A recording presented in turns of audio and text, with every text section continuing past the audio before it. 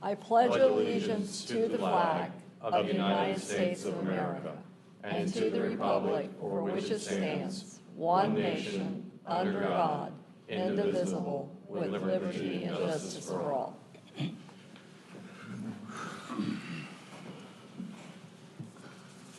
We now move on to item D on our agenda, which is the community announcements. Thursday, June 25th, that is tonight, at Aaron Besant Park, there is the continuation of the city's 21st annual summer concert series. It starts at 6 p.m. The music starts just a little bit later. That will be Shelby Kemp and the Gabriath Sisters, which is rock and roll. I stumbled over that one, huh? On the 27th, that is Saturday, there is Dive-In Movies at the PCB Aquatic Center. They will be watching and, I guess, swimming along with Disney's Finding Dory. On Thursday, July 2nd, there's the Summer Concert Series at 6 p.m. That is Body Double, which is 80s rock, at Aaron Besant Park. On Saturday, July 4th, there will be a Veterans Memorial ceremony at 9 a.m. at Aaron Besant Park. It is also the 250th anniversary of America's Independence Day. So happy birthday, America. Also on that July 4th, Independence Day, is the Star Spangled Spectacular at 9 p.m. at the City and County Pier, but you can see that all throughout the beach. So go out, watch some wonderful fireworks on both piers. Our next City Council meeting is Thursday, July 9th. That is an evening meeting, so it's at 5 p.m. here at City Hall. And also, Thursday, July 9th, the further continuation of our summer concert series with the Lee Boys, which is Sacred Steel at Aaron Besant Park. That is the community announcements. We now move on to item E, approval of meeting minutes. Motion to approve. Second. We have a motion to approve and a second. Ms. Fazzoni, please call roll. Councilmember Coburn? Yes. Councilman Register? Yes, ma'am. Vice Mayor Jarman? Yes, ma'am. Councilman Casto? Yes, ma'am. Mayor Teddemer? Yes, ma'am. We now move on to item F, approval of agenda and additions or deletions. Mr. Whitman, do you have anything? No, sir. Anything from the council? Nothing. Motion to approve. Second.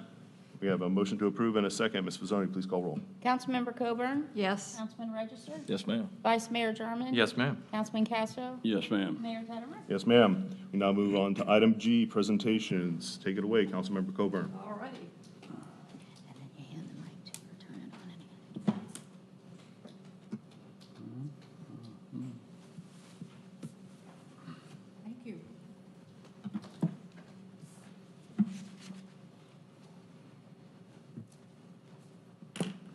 It's always a pleasure to be able to recognize our wonderful employees, and especially those that have served our city for 25 years and more. We really appreciate your service to our community.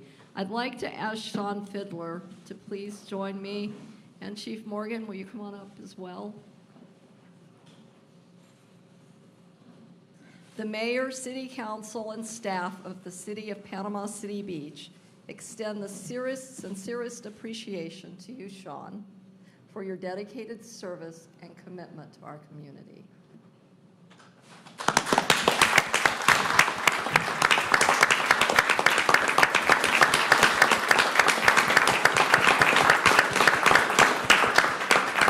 Chief, would you like to say a few words first? 25 years in emergency services is no small task. Your quiet dedication to this community, taking care of the people that live here and vacation here, and your shift has been unparalleled, and I appreciate that commitment. To be able to do it for 25 years, you can't do it without family support. You have a beautiful family. You're a great father. You're a great husband, I think. And, and I would like to recognize the family and his mom today. Please come on up, because you can't do it without family.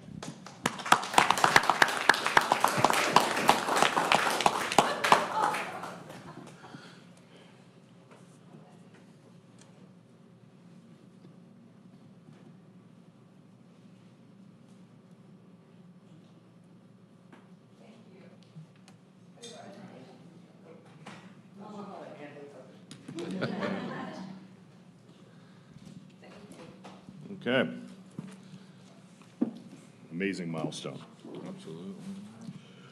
We now move on to item G2, Communications and Public Information Update by Erin Thrower, our PIO. Take it away, Erin. Thank you so much. Good morning, everyone. Erin Thrower, Manager of Communications and Public Information, here to share with the council, our audience, and our viewers at home today a little bit about what we do in the Communications Department, some project we've been working on, and just a quick update. So first, I wanted to share a little bit about our team.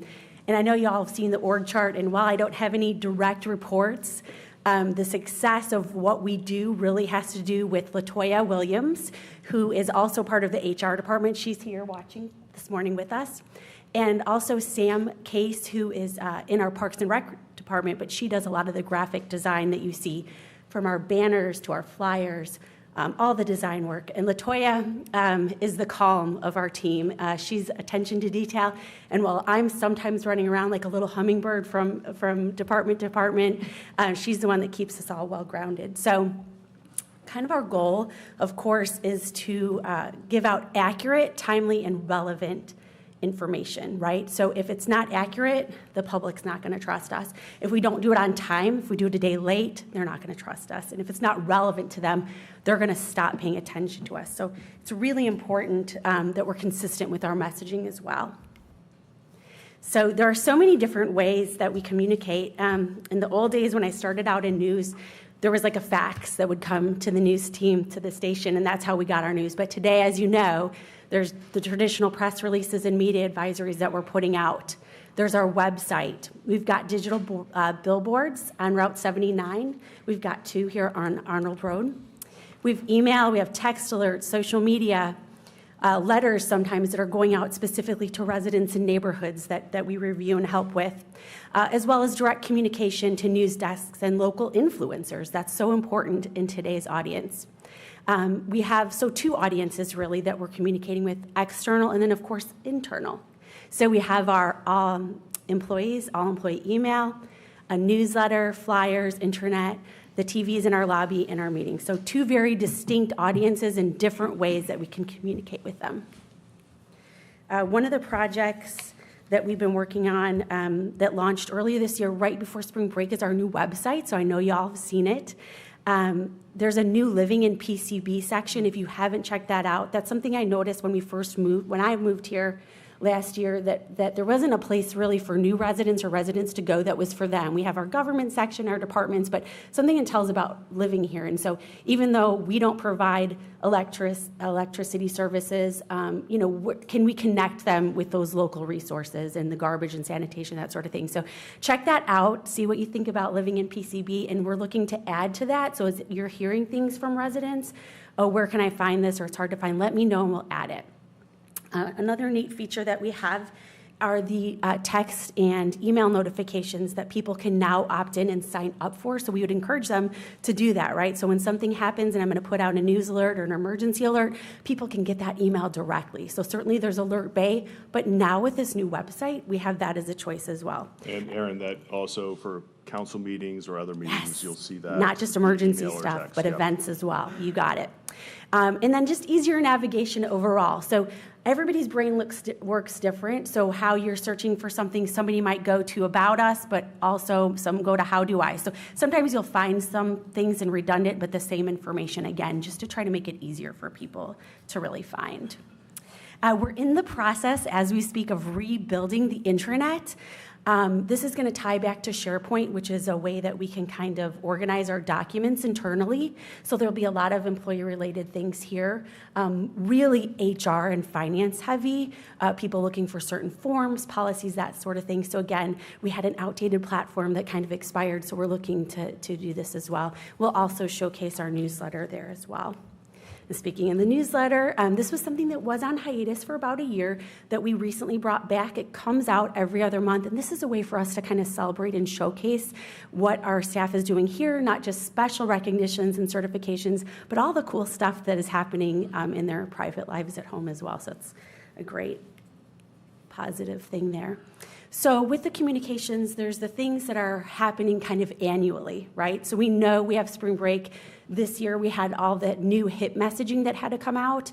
We know there's an annual water report, projects that happen. Citizens Academy is a new program, but now that's an annual for us. Banner project or program. If you've seen the 250, Celebrate 250 banners that are up that Sam helped us design. So these are things that are happening kind of we can count on them, right? We know they're going to be there. So it's more of a marketing approach that we're using for some of these things. And of course, then strategic planning, which I know we're going to be looking at soon as a city, and then media inquiries. Again, these are things that on a regular weekly basis that we're kind of planning and we can schedule. Then there's the fun stuff, the urgent communications. This is the exciting part and maybe the stressful part of this position when things happen on the instant and you have to drop all those marketing things or those things you had planned for the day because we have some schools that went on lockdown. So how can we help share the district's message, the sheriff's message, really rely on our partners when stuff like this happens.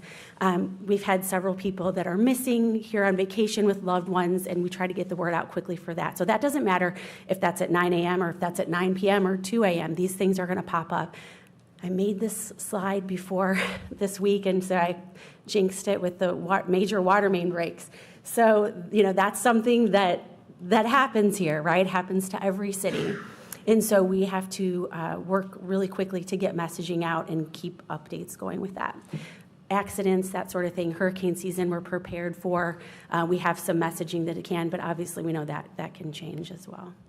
So again, our partners and the people that we're connected with are really key and important. So I've tried to work on building those relationships. That's everything from the Optimist Club, which helps us with our grand openings and our ribbon cutting events, school districts when we have to help them with messaging. Like I said, I even have local bloggers that I talk with on a regular basis. They've got a really big audience of people that are following them, so we want to make sure they get information as well. Media, I looked, and I think I had 18 media interactions on Tuesday alone. So the media, sometimes it's once a week, sometimes it's once a day, sometimes it's close to 20, depending on what's going on.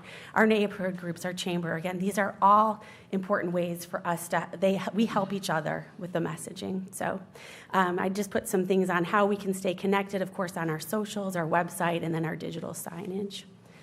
So really, that's all I have for the update. Again, this is a position that every day you don't know what's going to happen, which makes it exciting and fun. But if there are ideas or concerns you have, I can answer any questions that you may have. No, honestly, I think you've done an amazing job since you've come into the position. We got a great team, especially getting timely information out for major events. That's something the city has really stepped up on, and you've been an essential part of that. So thank you, Erin. Thank you so much. Thank you. Thank you. Thanks, Aaron. Okay, now we move on to public comment on the consent agenda and non-agenda business. This is for the consent agenda and non-agenda. If you are looking to speak on one of the agenda items, like the data center or the e-bikes, those will be agenda items. So that wouldn't be here, that would be on those items. Come up, state your name, address myself or the council as a whole, and you'll have 3 minutes. Any public comment on consent or non-agenda business? E-bikes. E-bikes will be on an agenda item.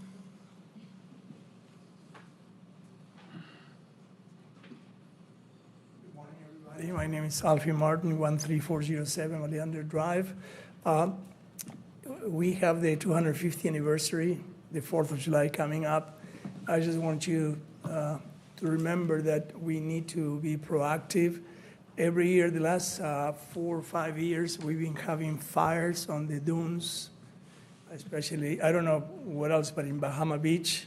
So I'm prepared again to have my hose ready, and I think that if we inform people what to do and not to do, because we have a lot of people doing fireworks days before, day after, and even the day of the 4th of July, but they aim to the dunes or the water.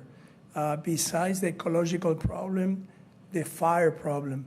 A year or 2 years ago, I don't know if you remember, Casa Loma got a big fire on the dunes. In front of my house, and the 2 houses, we got a fire. We put them out. I don't know if everything is being reported, but it's a matter of do it before and then after. And I know the police and the fire department and you, ladies and gentlemen, are trying to do your job. But many, many people that come to visit us or that live here, they think the 4th of July is Anarchy Day. If you see the V movie, that's what the 4th of July is. I know some of you don't live on the beach, so you don't know what it is. But it's my duty to tell you, please, fire hazards, fireworks, traffic, people parking on the wrong side, and drunk people, of course. So anyway, this is a reminder, so you can tell, I know the chief is here, he does a great job, and the fire department too, but please, it's 10 days away, and this is the 250th anniversary, so it's 250 times the celebration. Okay, thank you so much. Thank you, Mr. Martin. Further comment, public comment on the consent agenda or non-agenda business?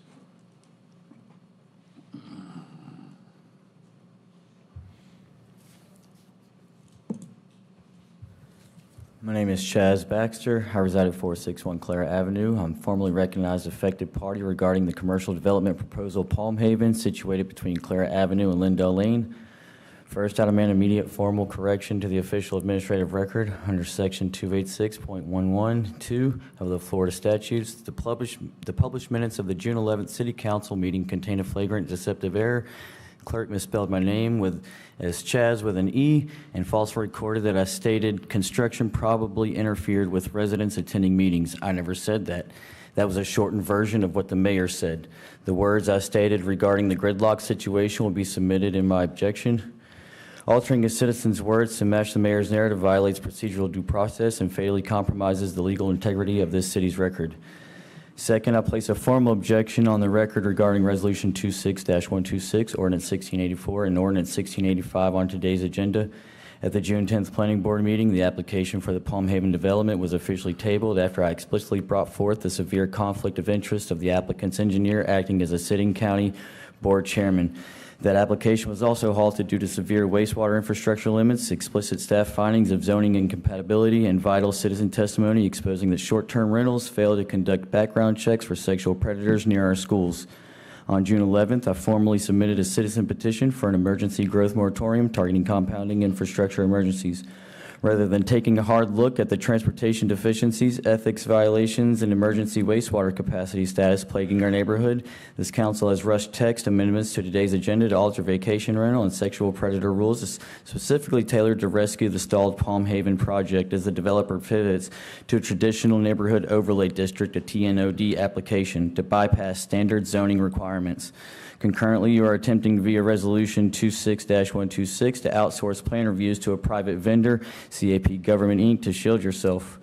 To add to this flagrant conflict, the developer's mandatory June 30th community meeting is being hosted inside the private corporate offices of McNeil Carroll Engineering, the firm owned by the applicant's engineer of record, sitting Bay County Commission Chairman Robert Carroll.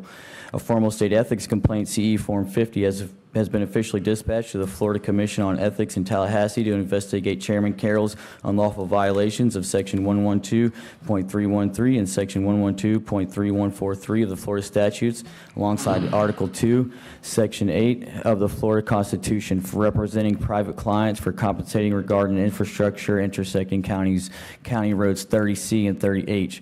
Under the hard look doctrine, you cannot manipulate municipal ordinances mid-application to insulate a conflicted public official's private project from a documented infrastructure and school proximity safety crisis. I've submitted formal Chapter 119 requests for all internal communications regarding these sudden ordinances. If you pass these items on first reading before those records are produced, your actions will be legally Mr. documented. Baxter, could you as wrap it up? arbitrary. I'm almost done. And capricious and reversible error of law. We are preserving our right to seek immediate judicial review. Mr. Baxter, please wrap it up. Yes. Turning a serious issue into a joke. Mr. or a Baxter. This is it. I promise. This is 2 sentences. Turning a serious issue into a joke or a laughing matter is a coping mechanism. This is not a laughing matter. If you don't understand what I've said, Okay, ask Mr. me to Baxter, please sit clarify. down. Mr. Baxter, please sit down. I've asked you twice to wrap it up. If you have further comments, you're welcome to submit them to the city. Thank you.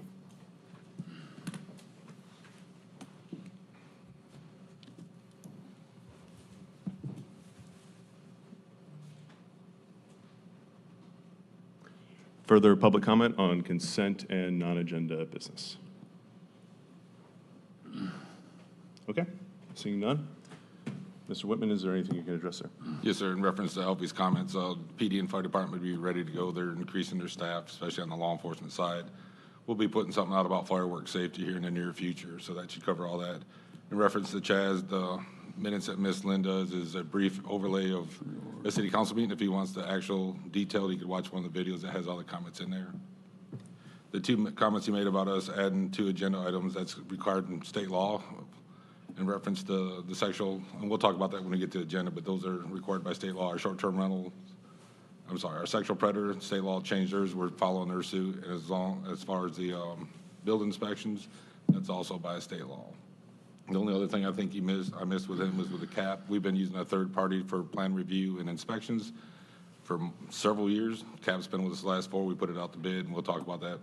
That's a consent. We put that out to bid, and CAP on that one again. We've always had a third party that does that. And Okay. as you mentioned, the development, that goes back before the planning board, and you guys won't see that until they approve it or deny it. Okay. And I think it was tabled because of lot sizes, correct? Correct. That was one of the reasons. Yeah, it didn't meet the LDC, which is Land Development Code. Yes, sir. Okay. Mr. Davis, is there anything you can speak to? I think Mr. Whitman covered it. Okay. All right. Moving on to the consent agenda. Ms. Pizzoni, are you reading these? Yeah. Ms. Pizzoni? Resolution 26-126, a resolution of the City of Panama City Beach, Florida, approving an agreement with CAP Government, Inc. for residential and commercial plans review and building inspection services for the Building and Planning Department. Resolution 26-127, a resolution of the City of Panama City Beach, Florida, approving the purchase of 1 Caterpillar 60-kilowatt natural gas standby generator set from Thompson Tractor Company in the amount of $118,571 and agreeing to be bound by the terms and conditions of the Sourcewell contract governing that purchase. Okay. Motion to approve. Second. We have a motion to approve and a second. Ms. Pizzoni, please call roll. Councilmember Coburn? Yes. Councilman Register? Yes, ma'am. Vice Mayor Jarman? Yes, ma'am. Councilman Casto? Yes, ma'am. Mayor Teddemer? Yes, ma'am. We now move on to the regular agenda. Regular agenda item number 1, ordinance 1684. Mr. Davis, could you read the title? An ordinance of the City of Panama City Beach, Florida, amending the city's code of ordinances to include apartments within the city's vacation rental certificate requirement, creating section 8-184 related to delinquent vacation rental certificate renewal fees, administrative assessments and liens, providing for procedures for notice and administrative hearing procedures and methods of collection, repealing all ordinances in conflict, providing for severability, scrivener's errors, liberal interpretation, modifications, codification, and providing for an effective date. Okay. Thank you, Mr. Davis. Is there any public comment on this item, ordinance 1684? Any public comment on this item? Okay, seeing none. Mr. Davis, can you help us understand what's going on here? Yes, sir. This is housekeeping on our end. So as the title indicates, we are including by name apartments as something that is also covered by this registration requirement, filling what we think is maybe a gap between state law and local ordinance to make sure that if someone is renting an apartment as a short-term rental, that's captured by our registration requirements. The larger issue that we're dealing with here is creating a streamlined system by which we can assess penalties for people who do not follow our registration process. Currently, there is essentially it's a code enforcement violation for failure to pay your registration requirement or comply with those requirements. That has proved to be a cumbersome process for what should be a more streamlined process for failure to pay that. And so what we'll be bringing to you on second reading is also a fee schedule for those delinquent renewal fees. The staff has indicated to us that there's a pretty big problem with people being incredibly untimely with paying those renewal fees, and our system is not really set up to deal with that. So this is housekeeping on that end. Okay, and would that second item, the actual fee schedule, that would come as a resolution? It'll come as a resolution when we bring second reading of this, if you approve it. Okay, all right. Both good changes? Yeah. Okay. Motion to approve. Second. All right, we have a motion to approve and a second. Ms. Pizzoni, please call roll. Councilmember Coburn? Yes. Councilman Register? Yes, ma'am. Vice Mayor Jarman? Yes, ma'am. Councilman Casto? Yes, ma'am. Mayor Teddemer? Yes, ma'am. Moving on to regular agenda item number 2, ordinance number 1685. Mr. Davis. An ordinance of the City of Panama City Beach, Florida, amending Chapter 7 of the city's Code of Ordinances relating to lifeguard permits and sexual offender and sexual predator registry screening, amending Chapter 16 of the City Code relating to sexual offender and sexual predator residency restrictions, public swimming pools, property owner rental restrictions, creating Section 1664 to include state law child protection restrictions, repealing all ordinances in conflict, providing for severability, scrivener's errors, liberal interpretation, modifications, codification, and providing for an effective date. Okay. Any public comment on this item? Any public comment on this item? Seeing none? Mr. Davis, can you help us understand this item? Yes, sir. As the title indicated, we are doing a few things. This is primarily to comply with a new state law that goes into effect on July 1st, which added additional residency restrictions for sexual offenders, specifically, which is a subset of, there are multiple different categories of covered persons for violations of sexual crimes. We have an existing ordinance that covers sexual offenders and has a 2,500 foot limit on their residency from parks and schools and things like that. This codifies the state law requirement for a 1,000-foot residency restriction on certain violators of certain crimes. We've also added a requirement that anyone who seeks a lifeguard permit has to undergo sexual offender screening. And then we've also added some codification for specific definitions and procedures that we have to comply with that new state law. Okay. So, yeah, we already had the 2,500 square foot limitation Yes, sir. in our ordinances. This is just the state changed the rules, and we're updating to make sure we're in compliance with their rules. That is correct. Okay.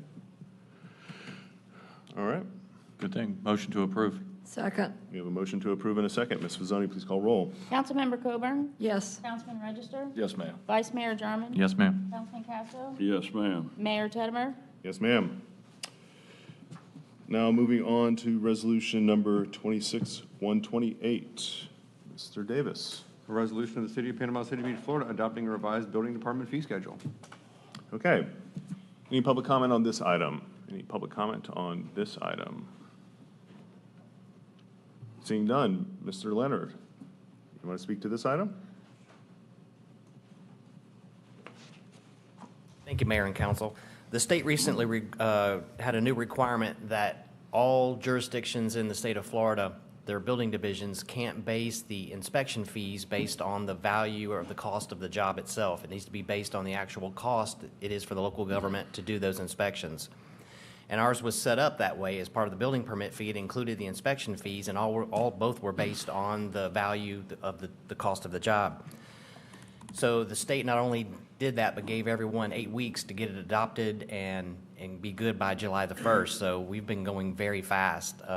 Mr. Davis's office has been working really, really hard with the building division, and the building division staff really had to crunch some things. Anyway, long story short, pulled the inspection fees out of the building permit fee.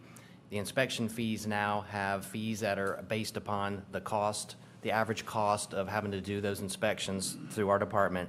And then the building permit fee now has been, as you'll see in most categories, reduced because we pulled out the inspections portion of that cost from the building permit fee. And so this is to meet state law, and we feel like we've done a very good job of doing that. And we think overall, even though the math is a little bit different, the cost of the permits and the budget for the building and division department should be still pretty much similar than what it was before, as far as the building division goes. Okay. And those fees were, my impression is they were always required to match our costs. Oh, yes. Yeah, so we weren't making money on those. They always matched our costs. It wasn't. And there's also some statutory limitations about how much money you can carry forward. It's the 4-year average of your costs.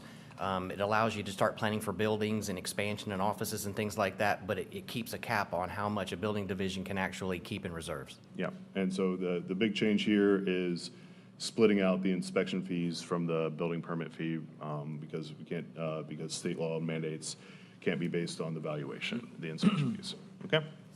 All right. Well, thank you, Mr. Leonard. Any questions from the council? No, Nope. thank you.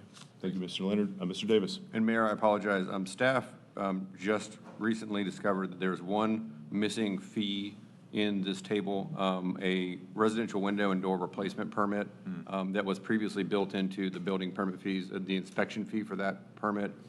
They proposed a $25 fee for that, if you're just replacing a door or window. And so we can provide you in a corrected version, but I did want to point that out, that they have requested that we add that, sorry, at the last minute, this $25 fee for residential fenestration, exterior envelope, and building components. So that is the replacement of windows and doors. Okay. Can you read that? So $25 fee, and can you read that title one more time? Well, the way that staff has described it is a residential fenestration / exterior envelope / building component fee. And the way the narrative of that is. Windows and doors. For residential window and door replacements, or for, and that's what that covers. Okay. Mr. Leonard, can you speak to that addition? I really don't like adding things at the last minute. I understand, here, I so apologize. let's spend a little bit more time on this one. From what I understand of it, it was something that existed under the previous fee structure, and then in making the conversions and pulling out the inspection fees and leaving the building department fees or the building fees that were associated with it, that it just didn't get caught and put into the new version. Okay, and so this says one window or multiple windows, $25 fee? It could be multiple windows. Yeah, it could be Yes. multiple windows. Okay, so it's not per window or per, okay. Yes. All right, that satisfies me. Any questions on that item? for No, Mr. I mean, Leonard? does the motion need to include the addendum please. here? Yep, yep. Second. Well, we haven't motioned yet. You want to take a stab at it? Sure, I'll do it. The vice mayor is good at the Yeah, complex he's good. questions, yeah. Motion to approve with the addition of the added permit fee as stipulated by council. Second. All right. Motion to approve and a second, Ms. Vizzoni, please call roll. Councilmember Coburn? Yes. Councilman Register? Yes, ma'am. Vice Mayor Jarman? Yes, ma'am. Councilman Casto? Yes, ma'am. Mayor Tedmer? Yes, ma'am. We now move on to regular agenda item number 4, Resolution 26-129. Mr. Davis. Resolution of the City of Panama City Beach, Florida, approving the adoption of a proposed naming policy for naming city-owned property. Okay. Any public comment on this item? Any public comment? Seeing none? Mr. Davis. Yes, sir. So this comes by way of a request from Councilmember Coburn. If you'll recall, she asked for us to look at this for an official policy on how the city council determines how to name city assets. And so what we've done is we reviewed, I think, about 6 or 8 different counties and cities in the state that have their own policies and took a look at giving you kind of a general approach. Obviously, we appreciate your feedback on this. What I will tell you is we've established certain criteria for the naming of an asset, what that person has to have accomplished in their life for them to qualify. We've also drafted some disqualifying factors, what would disqualify someone from applying for this. We have also dealt with, and a couple things I'll point out is we have made covering the cost of this to be determined on a case-by-case basis, which is pretty common amongst the policies that we reviewed. We have required a 2/3 majority vote for the naming of an asset, and I think that's something that is probably kind of split depending on the local governments that we looked at. Some require majority, some require supermajority. And then the other thing that I'll point out is that we have not required that the person no longer be living. We have allowed people that are currently living to have a city asset named after them, which is also something that's kind of split across the jurisdictions. Yeah, I mean, from my perspective, especially on the, so first of all, this is a very good guidelines. Obviously, the council could change the resolution and then, do whatever they wanted to, but it's good guidance for future councils and this council going forward. On the deceased question, I've been kind of back and forth on that. If someone does a donation and wants to donates a building and wants to name it after, their parents who are still living, a deceased restriction or requiring the person being honored to be deceased would disallow that, so that would be a concern there. I think in general, having the person be deceased is good policy, but that's my only concern if we do intend to add that, which is in case there's a donation, if someone wants to name it after their parents or someone and they're still living, it would preclude that, or we'd have to modify it in the resolution, the naming resolution. Good. I have a couple of comments. Yeah. Mayor, and first of all, thank Councilwoman Coburn and Mr. Davis for doing this ordinance, resolution. I think it was very much needed. But 99% of most all the resolutions and ordinances that have been passed up here since I've been here, and that's been quite a while, have required a simple majority, which is 3 votes of this council. And a lot of major decisions in this county and city have been on a 3-2 vote. Give you an example of the airport was a 3-2 vote. It never would have passed on a supermajority.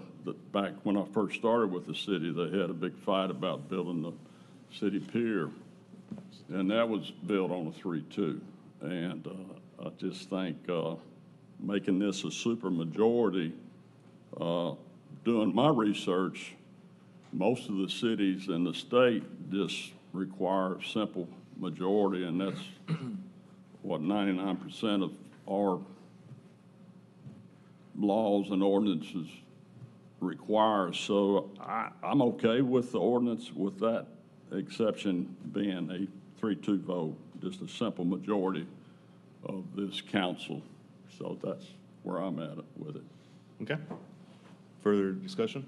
Councilmember? I would be agreeable to a 3-2 vote, although I do think that there needs to be consensus among all the council members for something that's this important. We're putting someone's name on a city asset, and I think that needs due consideration. Okay. But I would be agreeable to that change. Okay. Further discussion? I'd just like to thank Councilmember Coburn for spearheading this one. Yeah, yeah, I think it's a good policy, especially good as people come in to kind of understand, and if they want to honor someone, give them some guidance.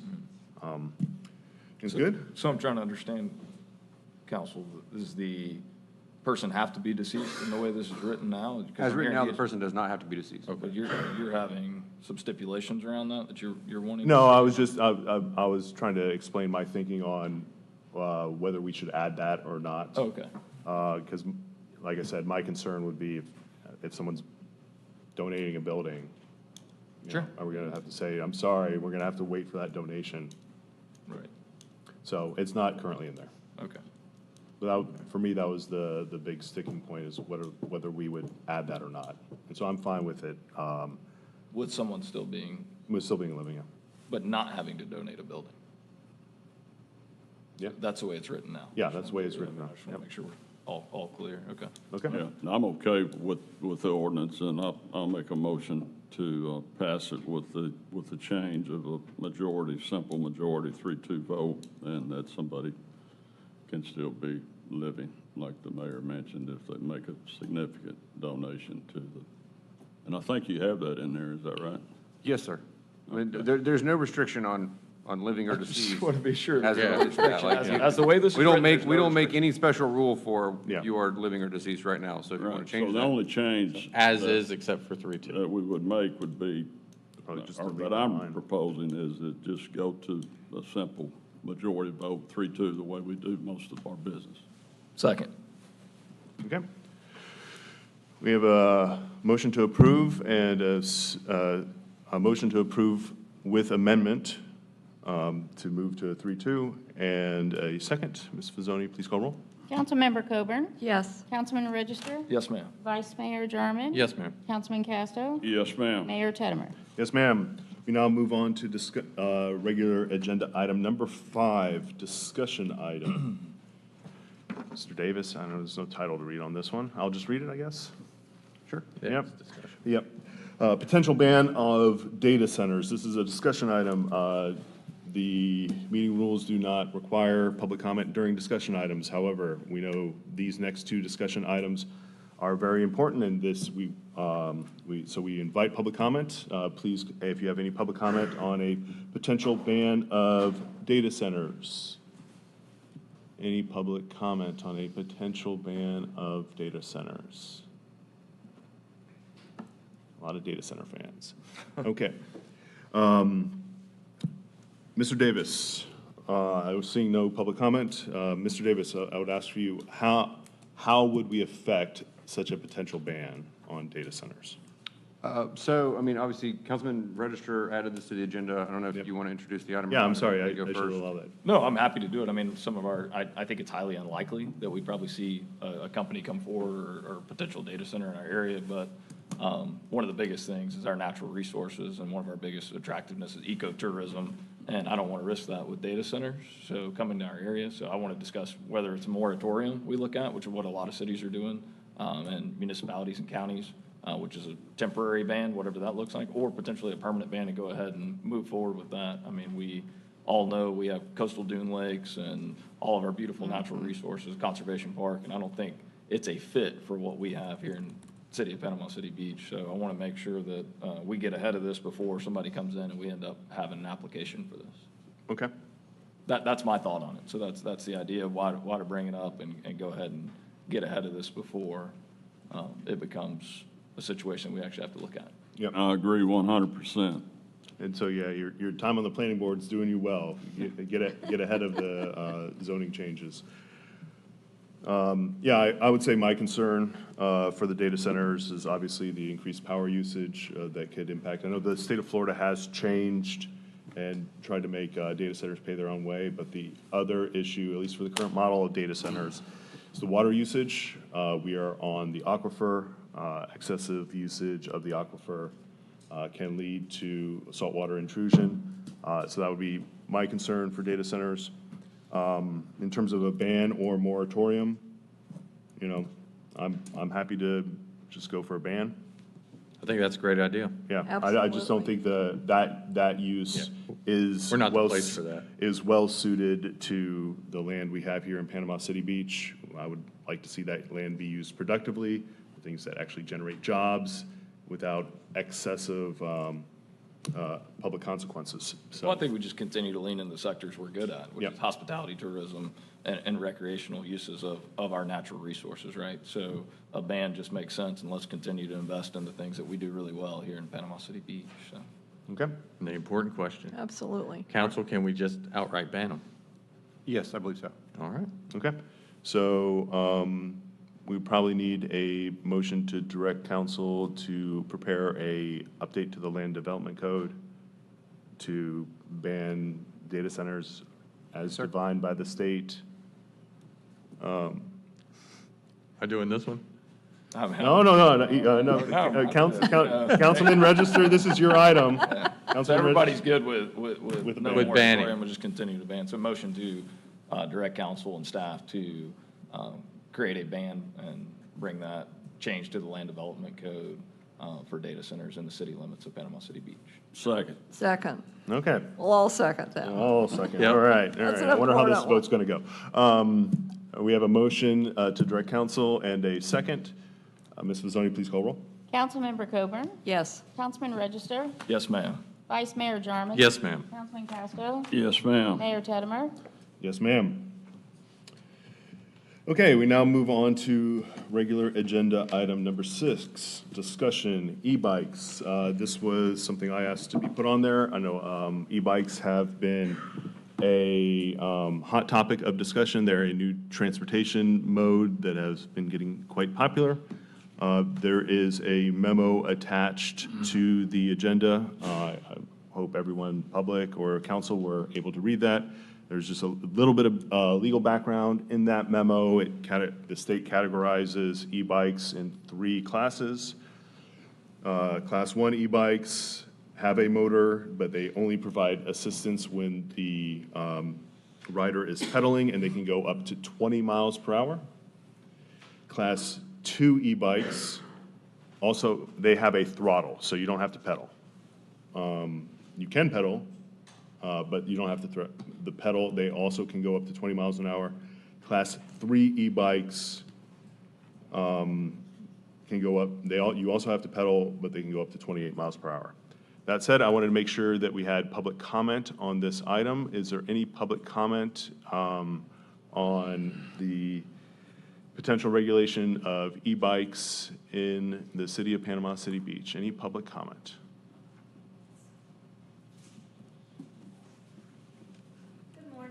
My name is Barbara Kraslow. I live in Breakfast Point community, the original Breakfast Point, not Breakfast Point East. We have public roads.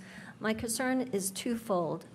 One, I have seen an increase in electric bikes, but primarily my concern is I'm seeing other modes of transportation used on the roads. Go-karts, ATVs, dirt bikes, very small dirt bikes. Sometimes, and one of the primary concerns is they're operated by children. What do I mean by children? I'm guessing 15 and under. We also have golf carts that are being operated by children. You might find 3. Some of the behaviors and actions that I see are disconcerting because, in my view, as a defensive driver, which I'm sure many people in this room are, the actions are unpredictable and somewhat reckless. Sometimes they're on the sidewalk, sometimes they're back in the road, they blow through stop signs. I've seen operators of these vehicles go in the turn lanes, and where a normal vehicle on R. Jackson, for example, this is outside of my community, will be in the 2 left-hand turn lanes, and there they are, and there I am in my 4,000-pound vehicle, and this adult male is on a scooter, and he's making a left-hand turn and going west on 98. So I know we're all kind of faced with this challenge right now, but I'm really just here to bring some anecdotal information about what's occurring in this particular community, because the public roads there are not Disney Grand Prix racetrack. And when I say go-karts, I'm talking about low vehicles that are here, 4 wheels, 2-seaters. I've seen behaviors where children are doing wheelies in the street. They are in a golf cart towing another electric bike or bicycle behind them with someone on the seat. I've seen 2 young males going down the road on Basin Bayou, and one is seated on the electric bike and the other is standing on the pedal. And so now that you have 2 people on this one bike, and they're probably going about 20 miles an hour. And why do I know they're probably going 20 miles per hour at least? Because I've been driving for 50 years, and you can kind of get a sense of the speed. We did have a near accident that was recorded on video where an adult driver on a standard motorcycle on Breakfast Point Boulevard was about to turn into his driveway. And so to make a left to turn into his driveway, and just at that moment, because the wife was standing against in the video, was standing at the top of the driveway, at that moment he's about to make that left in the area between the driveway and the road. He was about to make the left, and right there shot a little dirt bike. Okay. And I won't repeat what the wife exclaimed at that point. Okay, Thank you. Thank you, Ms. Kraslow. Try to be brief. Don Simpson, been in the West End for over 11 years. Had a house, built a house, recently moved to Latitude, Margaritaville. Mainly concerned that if they do enact something, it doesn't affect pedal assist. I don't agree. I agree that throttle only is not a way to go. That's when it turns into, crossing the line, it turns into a motorbike. I want to applaud the mayor, past mayors, past council persons, who have greatly increased bike lanes, bike paths, sidewalks. It's really made it a lot easier in the last few years for us. I ride about 15 to 30 miles a day. My wife rides with me. Some people use it for transportation. We use it for exercise. Some people go to work. But riding as much as I do, I can tell you that it's rare to see an e-biker not yield to pedestrians. That's one of the things that I think has come up in the state legislature. Golf carts, and we, avoid golf carts, vehicles. My head's on a swivel whenever I'm riding. I'm always looking out, and I guarantee you, cars aren't doing the same thing. So you need to be very careful. There are some people that abuse it, and try to do throttle all the time. I think that's not a good thing to do. It can help you start the bike. First power, I keep mine at first power, 9 miles an hour. That's all it does. go, if I wanted to go up to 5 power, it would go 22. But again, you got to be pedaling, right? So that's a good thing. It's a good thing for us. Takes bikes or cars off the street. I run to the grocery store. I did when I was on the West End, CVS, whatever it was. And I just think that's good. I mean, we got a car problem right now, and infrastructure is trying to catch up. And I think we should encourage more e-bike use as far as pedal assist. Can't think of anything else. Read the legislation of the state. Look at it carefully if you want to incorporate it into your rules here. And if you have any questions, be happy to answer them. Okay. Thank you, Mr. Simpson.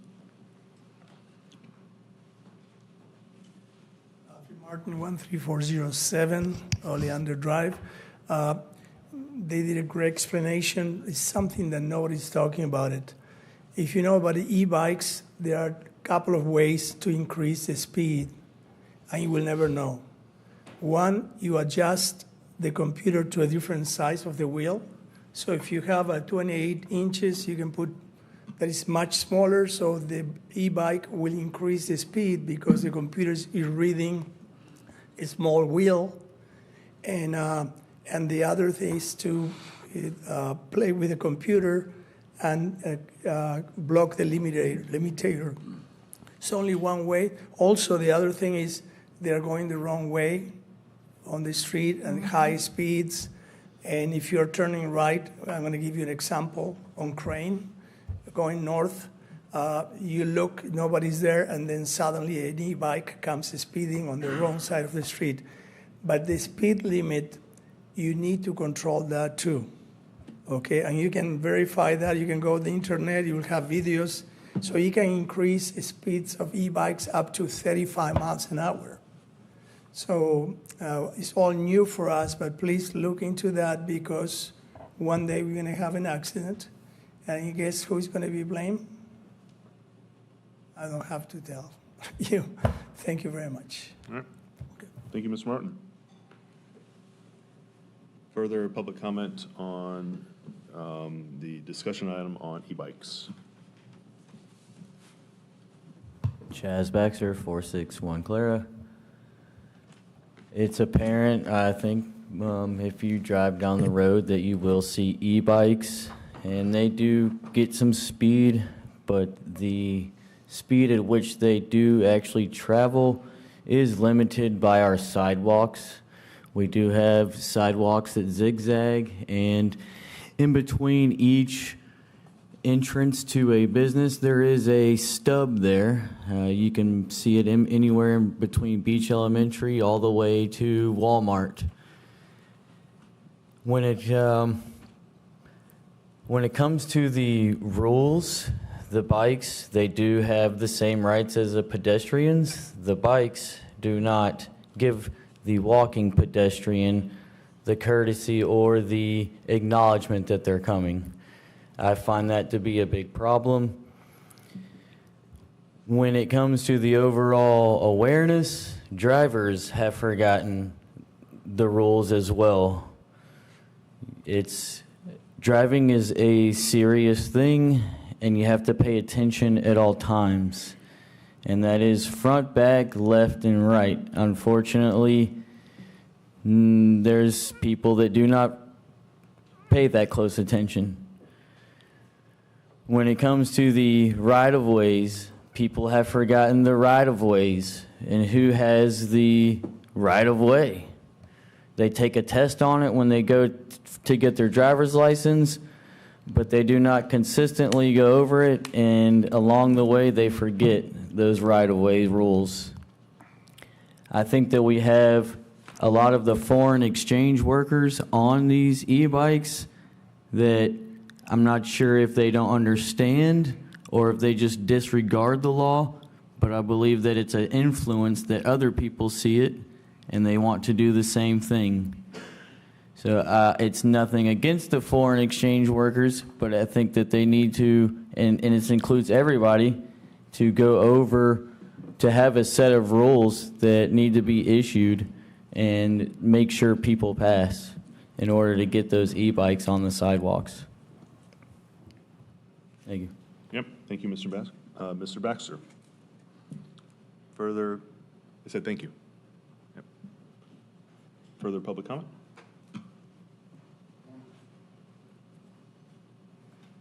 Good morning. My name is Gus Sapineri. I'm in the Bidawee region near the beach. Thank you all for addressing the e-bikes. It's something that's not going to not come to PCB. You can see you can't drive a mile without seeing an e-bike on the road. The points that the people before me have made have been very valid. But I think we ought to take a look at the positive side of e-bikes.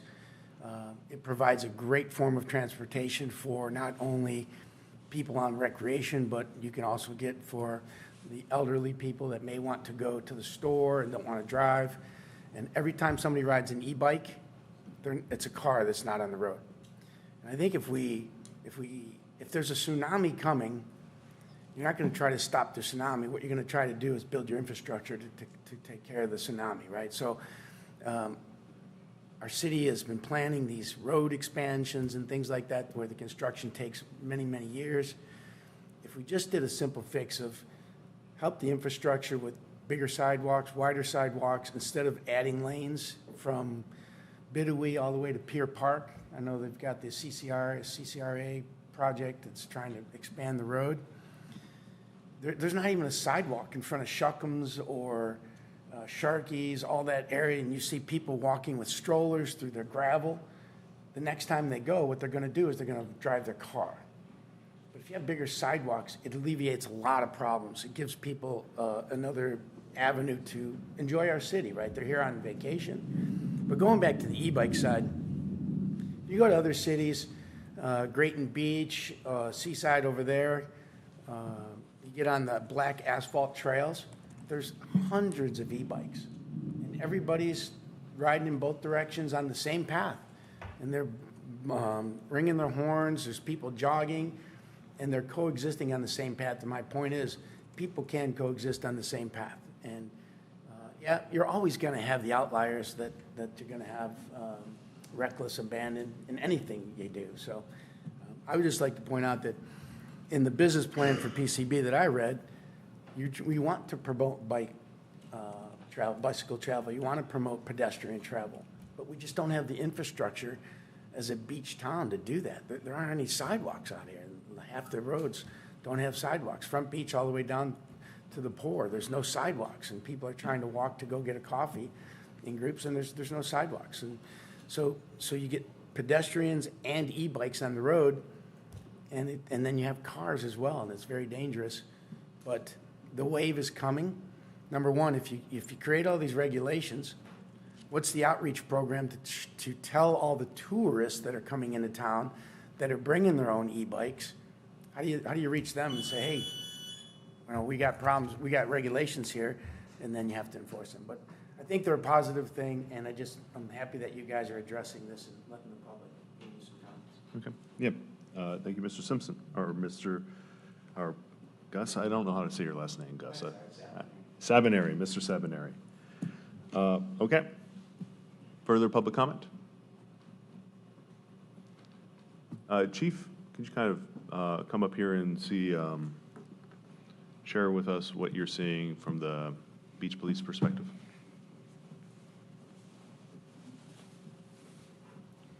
Morning. I was joking with the city manager earlier that, here in a couple of years, we'll probably be talking about flying bikes or flying cars, who knows, as fast as technology is moving. But e-bikes, yes, there's an abundance of them out there. We do have some public safety concerns in regards to the reckless operation of them, but I'll be happy to answer any direct questions you might have regarding the subject.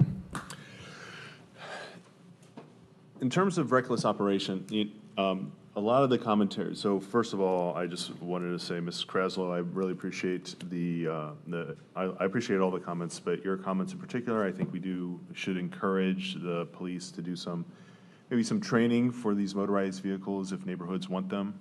So I would like the council to consider just either directing the manager to say, hey, if a neighborhood wants some training for kids on motorized vehicles, to have the police, accommodate it to the extent they can. What kind of training? What do you mean? Just do a public outreach.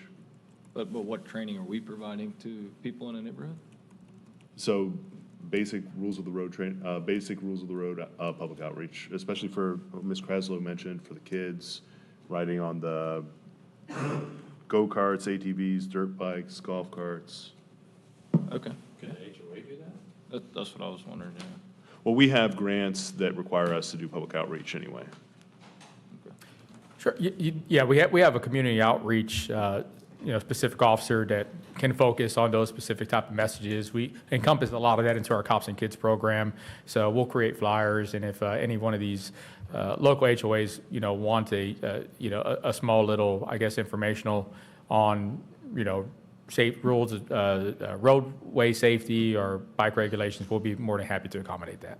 Okay. I guess I would just hope that parents would be parents and teach their kids the rules of the road, but maybe that's too much to ask. That is a little much to ask these days. That's, Just a little refresher. I don't think it's. Growing up here, I Yeah. can say that one thing I've learned is it's very difficult to regulate stupidity. Well, I think education is going to be key on this, not only to our residents, but to our visitors that come here.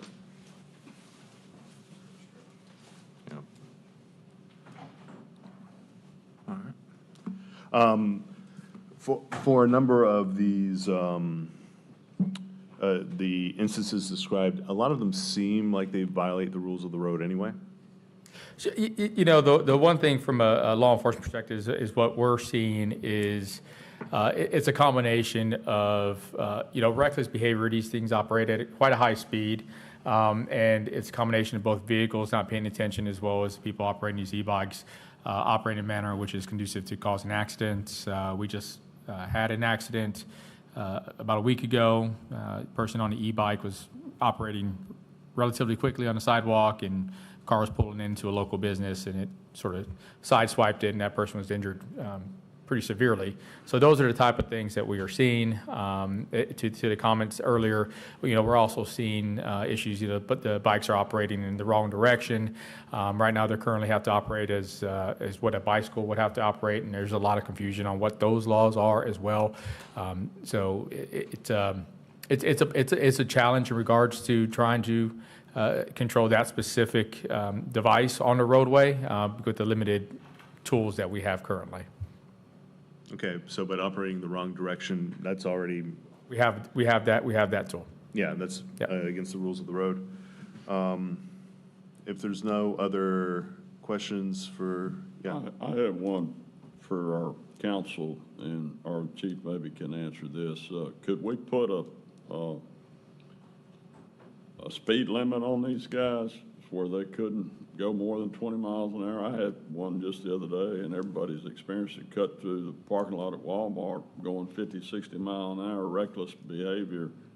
And I'm wondering if we could ban those where we don't allow those intercity limits if they exceed 20 miles an hour, put a government, they have to have one that's similar to the one the man talked about, and these ones that run 60 miles an hour, don't let them run them out there.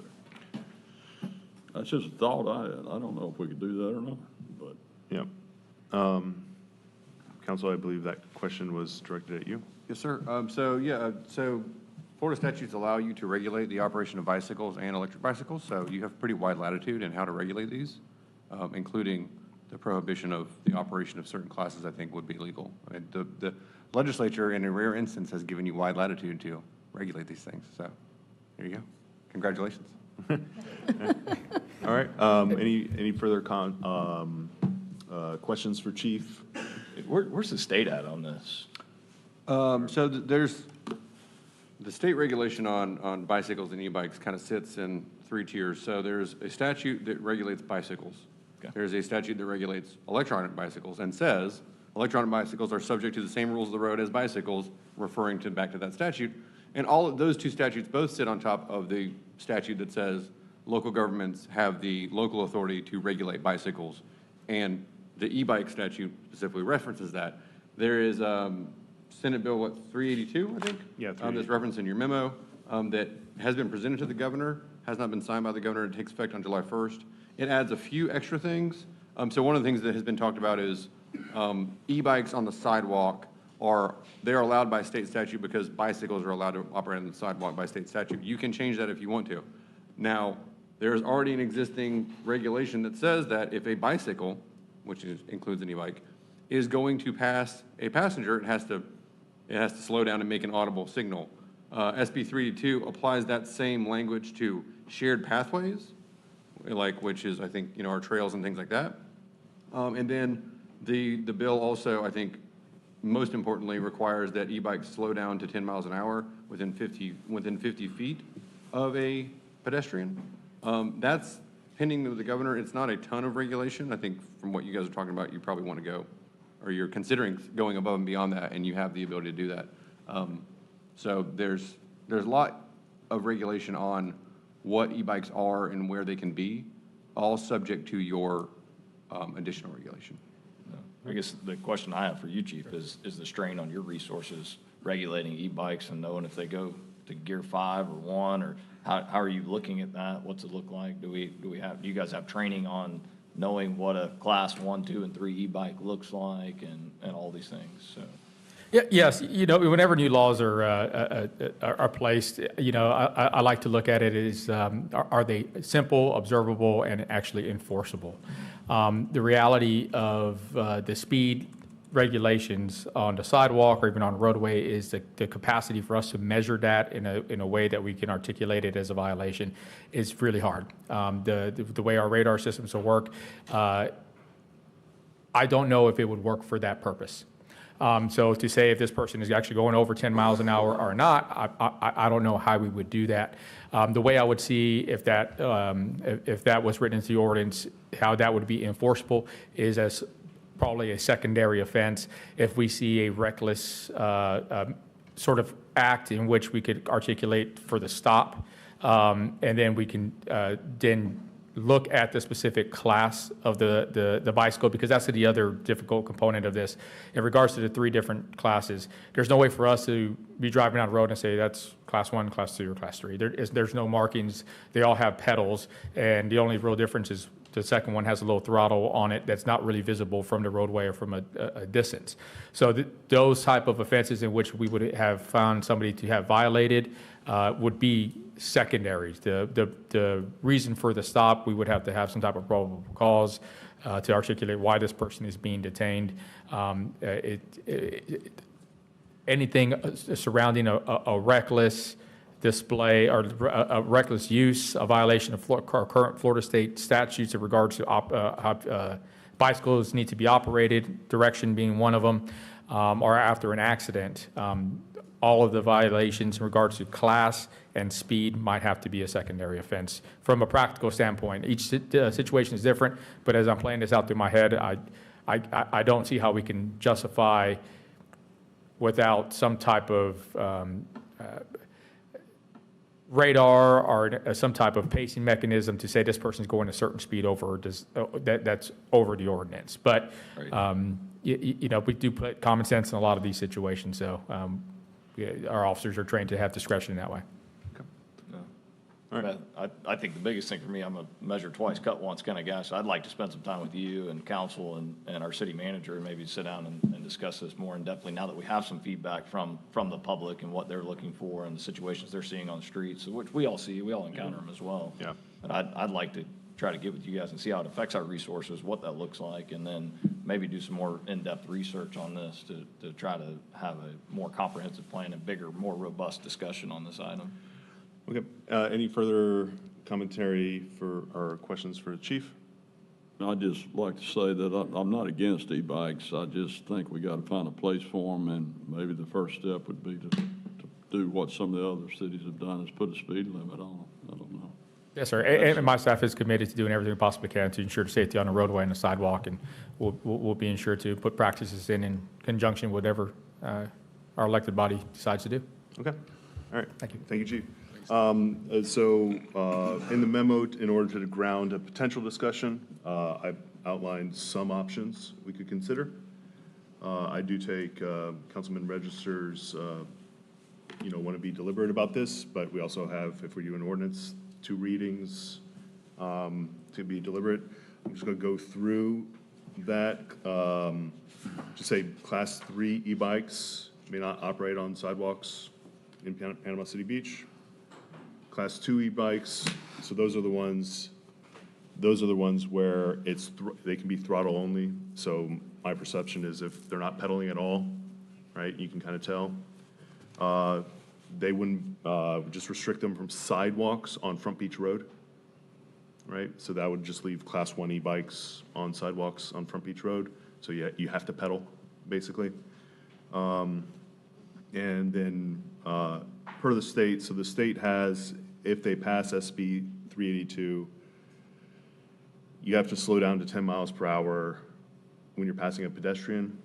I think the council may want to consider just putting a 10-mile-per-hour speed limit on sidewalks, subject. I like that audible sign because I've had several people tell me that they've been, walking and somebody come by them with not signaling with an audible sound when they pass them. Yep. If they knew they were behind them, that, I like that idea too.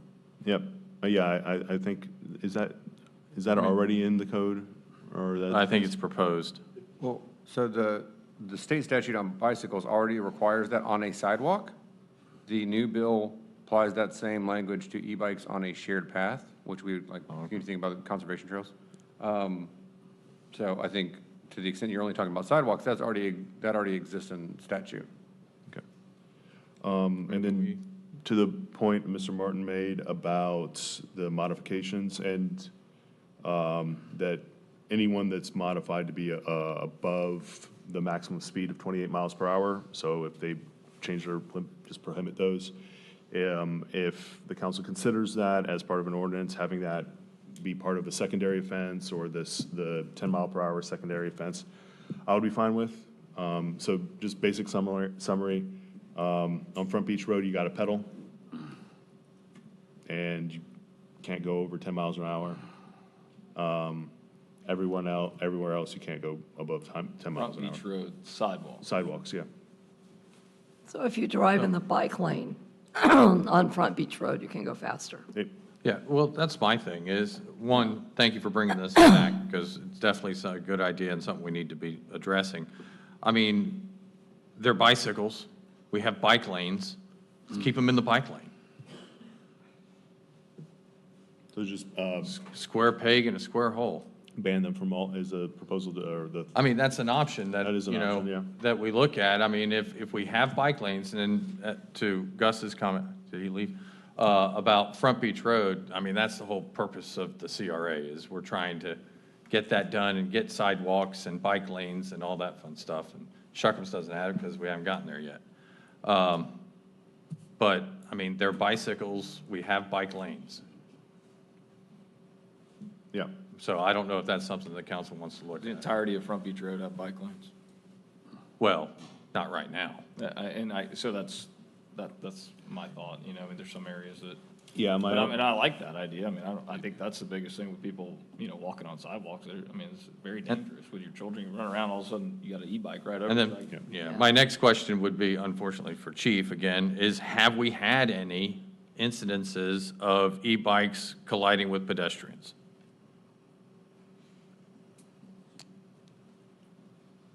So while Chief walks up there, and I don't know if the rest of the council received this email, I have received email from residents at Low Water Lake that they have had adverse interactions with, when they were walking. They were really enjoying the new CRA, the new sidewalks there, and they have had adverse interactions on the sidewalk with e-bikes. So I would have to circle back on the specific, if that is something we've dealt with. I tend to say yes, but before I give you a definitive answer, I want to make sure that's a thing. But I will say that we have received complaints from people on the sidewalk saying that these e-bikes are traveling past them at a high rate of speed, and it was a very dangerous situation, asking for us to do something about it. Okay. Yeah, I mean, I love it. I'm glad it got brought up. Thank you again. But they're bikes. If we have bike lanes. Yeah, let's make them use them, especially on Front Beach Road. Is that what you're saying? Well, anywhere.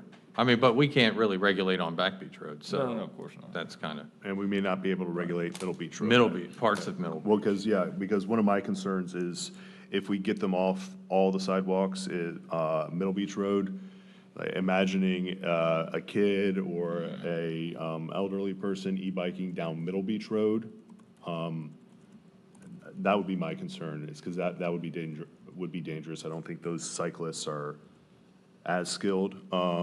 Then that's, when I kind of drafted this discussion item, that's why I was thinking about allowing the Class 1s under 10 miles an hour on Front Beach Road sidewalks still.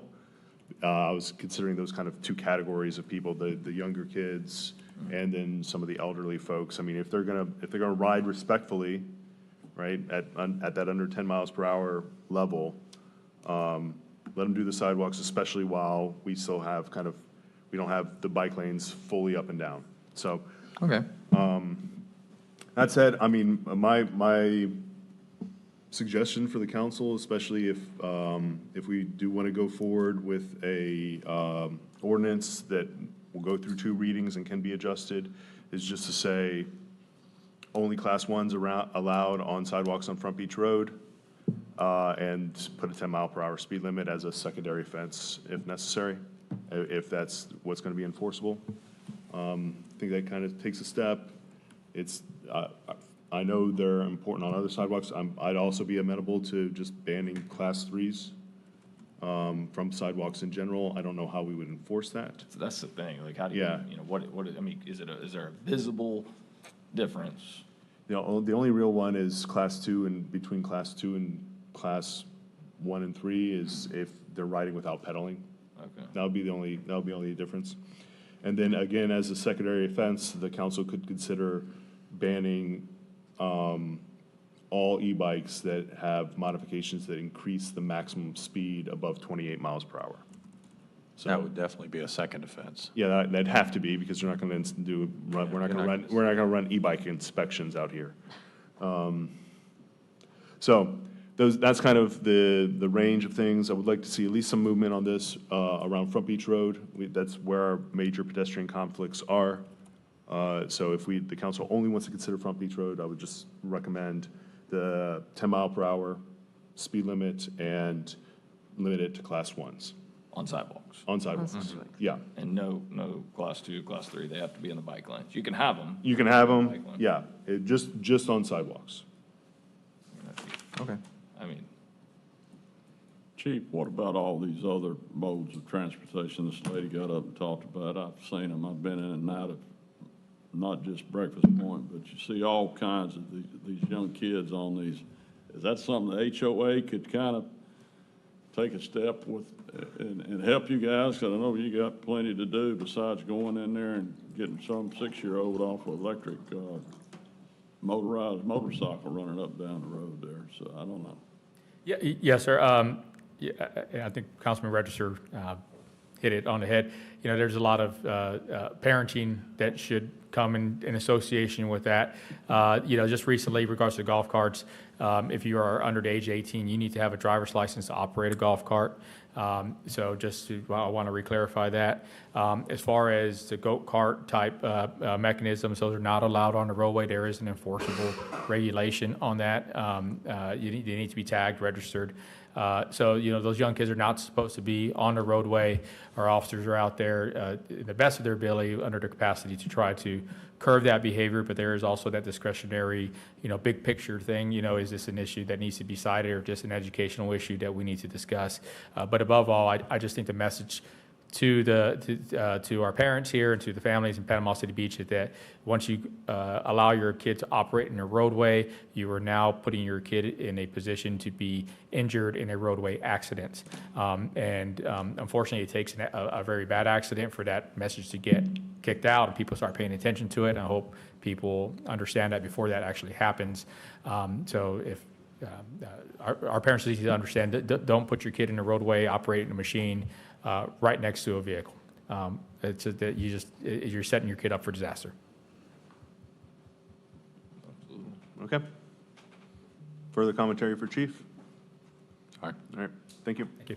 All right, does council want to move forward on any regulation on sidewalks, e-bikes on sidewalks on Front Beach Road. So just for clarification, your suggestion is what's written here, correct? That was suggestion for discussion, yeah. Okay. Yeah. I'm good with what you've got. With what was written, okay. So the motion will be to draft or ask legal to draft an ordinance and bring it to a future meeting based on what is written in the memo? Yeah, okay, yeah, I guess I can do that. One question, could we, since we spent so much money on this infrastructure and CRA upgrades, could we specifically regulate, where we have these sidewalks and walkability and this beach mobility plan that CRA's created, for the segments that are completed, could we enforce them to not be on sidewalks at all because we have this huge lane that's not even being used for anything right now? Yes, Could sir. I we- mean, I think could we you use could those say. segments at least? Well, you could just say where a bike lane is available. Yeah, so I think like maybe adding that to where a specific dedicated bike lane in CRA is, where that's available, you're not allowed on the sidewalk, even a class one. Tram lane. Oh, okay, so yeah, where the multimodal lane, not the really thin ones? Yes, correct. I mean, I think I think that one's reasonable. I'm not concerned about We spent the money. the kids and infrastructure's there. elderly on, Yeah, yeah. I'm not concerned about kids and elderly on. No, I like that. In the big multimodal lanes. So, yeah, I mean, so I'd absolutely be fine with at least getting a drafted ordinance that we would see based on the memo with that additional restriction. I think it makes it a lot easier on our officers to be able to say, okay, in this area specifically, and then it shrinks the distance of the beach that they have to do, so. I like that. Yeah, I like it. Do you need a motion or just a head nod? Whatever you want to do. Lots of head nods. I mean, so let me ask a question based on Councilman Register's comments. All right, so is the idea that you would have no e-bikes on sidewalks on completed segments of the CRA? Correct. But not where there are thinner bike lanes? Correct. The multimodal. Only on the multimodal lane? Yeah, only the multimodal. Well, that'll be a particular drafting challenge, that'll be fun.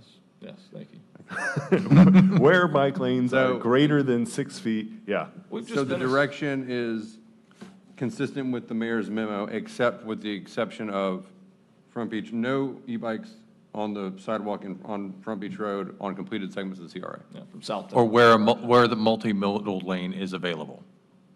Yeah, which is. Oh, yeah, I'll figure it out. Yeah. Well, you were asking. Okay, all right. Is everyone good with this? I'm good. All right, everyone's good with this? No, I think it's great. Okay, great. For the public who is interested in this, we just asked legal to come up with an ordinance, which will have 2 readings. So you'll have other bites at this apple. We can change it on the first reading. You'll have other bites at this apple, so continue to, but we wanted to get some movement on this because it is important. Okay. Thank you, council. Robust discussion. Thank you, residents particularly, for coming up and sharing some of your experiences, both pro and con. I really appreciate the helping to inform us there. We now move on to the city manager report. I just want to wish everybody and all the staff a happy Independence Day on next Saturday. All right, absolutely. I certainly echo the city manager's well wishes for 4th of July. No other report? Okay, now move on to council comments. Which way do we want to go?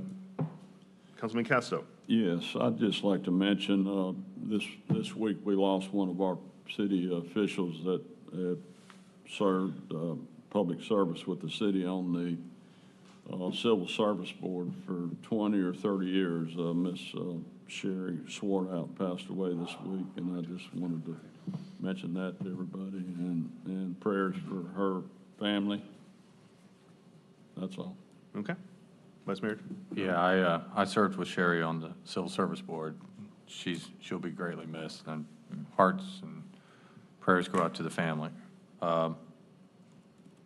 And I hope that everyone has a great 4th of July next weekend. Yeah, absolutely. Councilman Register. Just want to talk a little bit about, you've asked in the past for TDC updates and yeah. things, so talk about a little bit. We've got Bill Fish going on now. I know we didn't talk about it in community events, not necessarily in the city limits, but some great concerts going on. The boats left today, this morning, left from the county pier all the way back to the state park and did a big thing. So safe travels to those guys and best of luck fishing. But there's some great events that go on at Bay Point Marina that sponsor. It's a lot of locals, a lot of residents take part in that as well. So some great music. I think Montgomery Gentry tonight, another band Friday night, another band Saturday night. It's all open, free to the public. You guys go and enjoy. I think the only thing you pay for is parking. So that's a great thing that TDC sponsors. Obviously, we'll continue to work with the fireworks that we do. But then the other thing is TDT collections year over year. Last year, we had a really strong year. Fiscal year through April was $72.1 million. Now we're at $77.8 million in 2026. So we got an 8% increase through April, which is really, really strong year considering last year was a strong year as well. So that's where we're at. That's what we're doing. We'll continue to pursue, other opportunities that our residents can enjoy as well, and continue the great things that TDC is doing. So, Okay. Yeah, thanks for that update. absolutely. Councilmember Cobar. Yes, just a reminder to put independence back into the 4th of July. Sometimes we lose track of what that holiday really is because of all the watermelon and corn on the cob and the barbecue. I'm coming to So your let's house. hold that thought. Yeah, I echo sentiments of the council. Happy birthday, America, 250. Here's to the next 250. Happy Independence Day, everyone. The next city council meeting will be Thursday, July 9th at City Hall at 5 p.m. This meeting is adjourned.